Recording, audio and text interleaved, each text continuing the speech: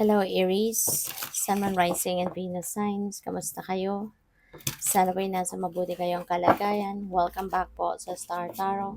At kung bago kayo rito, welcome din po kayo. Please subscribe, like, share my videos, and leave me a comment kung nakaresonate po kayo. Thank you. So, tignan natin kung ano ang ganap for Aries. First message ninyo, full moon moment.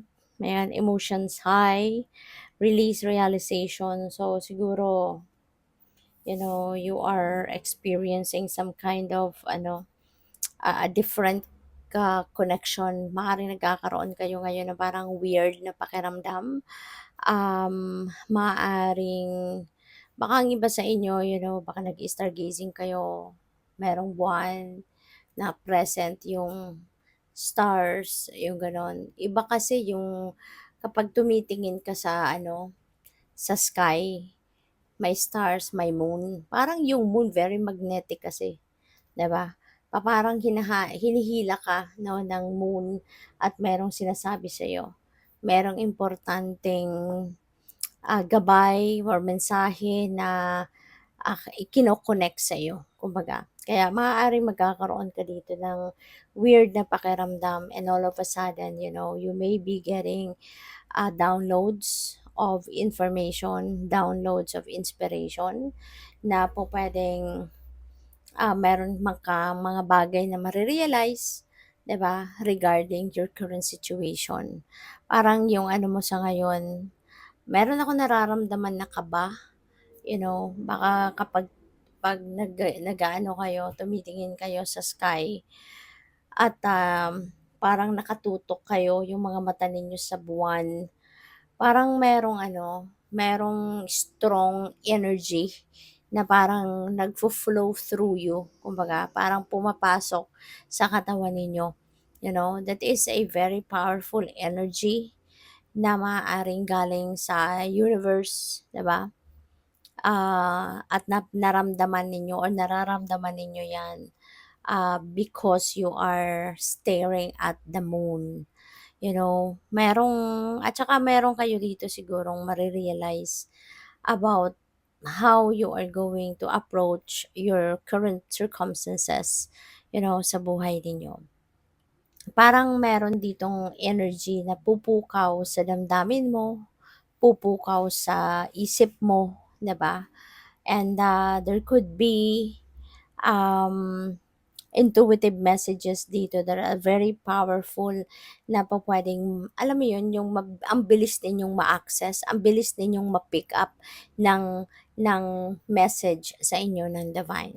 Yun ang napipick up ko dyan for some of you. So we have, it's about to pay off. Wow, Aries. Napakaganda. Kasi it's about to pay off.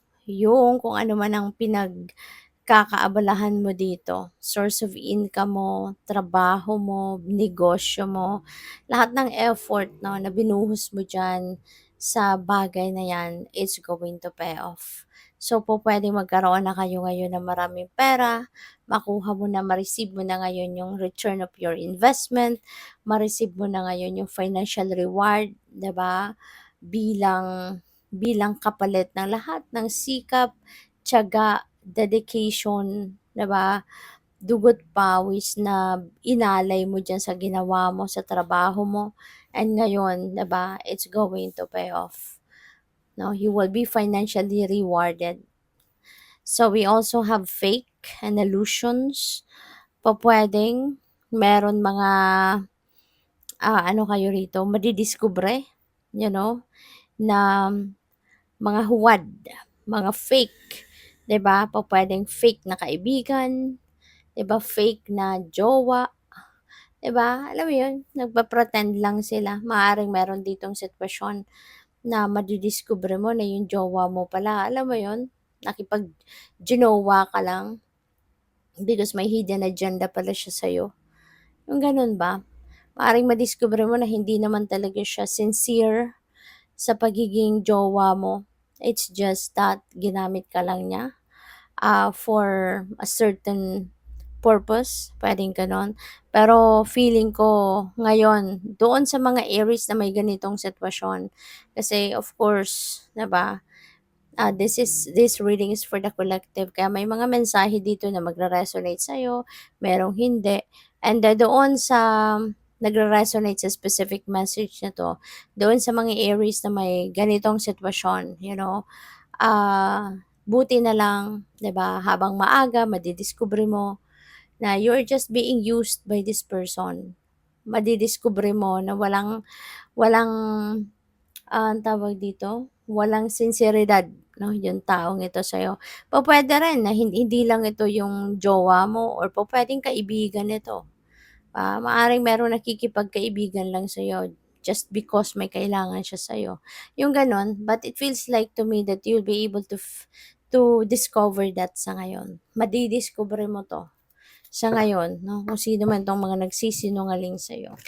So, by the way, maraming salamat for subscribing. And if you haven't subscribed yet, subscribe na kayo. And also, maraming salamat din for not skipping the ads. Malaking bagay po yan sa akin. And also, please click the join button sa baba ng video kung gusto po ninyo na mag-join kayo sa membership. So, tignan natin kung ano pa yung mga kaganapan para sa you, Aries. So, we have peace. Ayan. So, finally, magkakaroon na kayo ng kapayapaan. So, finally, you will be able to find peace in your heart, find peace in your mind. Maaaring related yan dito, no? So, finally, 'di ba? Magiging, ka na, mapayapa na yung pakiramdam mo. Kasi yun, madidiscover mo na, 'di ba? Maaaring ito kasi yung sikretong gumagawa ng pagsasabotahe sa'yo, 'di ba? Baka meron na 'tong mga ginawa sa'yo na hindi maganda pero hindi mo alam na siya pala yung gumawa, na siya pala yung may idea, siya pala yung mastermind, 'di ba? Puwedeng gano'n. Pero sa ngayon nadiskubre mo na this is someone 'no, na hindi mo talaga siya na mapagkakatiwalaan. Then finally, 'di ba, magiging at peace ka na kasi at least nadiskubre mo na, nalaman mo na sa ngayon. So to the sea, you're just going with the flow with life. You are going to realize now na it's about time na para mag-surrender ka na sa universe, mag-surrender ka sa divine, 'di ba? Kung ano man ang mga problema mo, ano man yung mga bagay na pinagwo-worry mo, kinai-stressan mo, or mga bagay na gusto mong magkaroon or gusto mong makuha, 'di ba? You're just going to surrender everything to the divine, At magandang realization nito na it's better to surrender, it's better to go with the flow kasi nga mapapansin mo din na kapag nag-surrender ka na sa universe, parang mawawalan ka na ng bigat sa loob. Mawawala na yung worries, mawawala na yung stress, 'di ba? And you're just going with the flow. You're just going to surrender and you will definitely be at peace. So we have to be fair. Siguro may mga decisions na kailangan kayong gawin sa ngayon.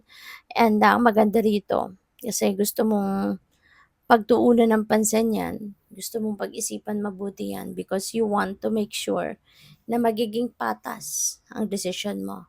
Magiging patas, magiging fair kayo, yung ganon. No? So, good luck. So, tignan natin kung ano pa ang ganap for Aries. Tignan natin kung ano pa ang mga mensahe para sa'yo for the week.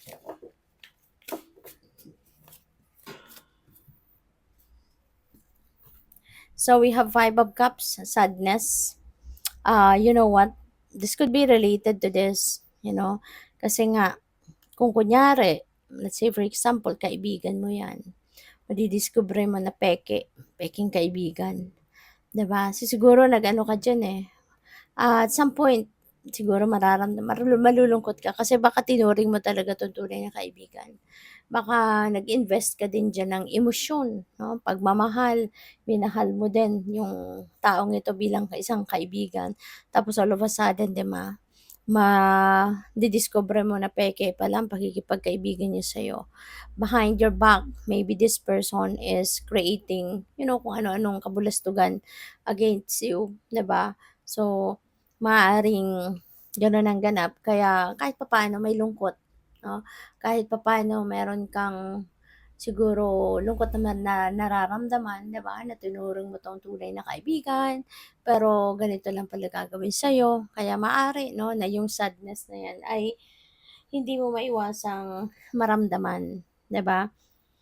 But mas mabuti na yon na nadiskubre mo na yung tunay niyang kulay, tunay niyang pagkatao, 'di ba?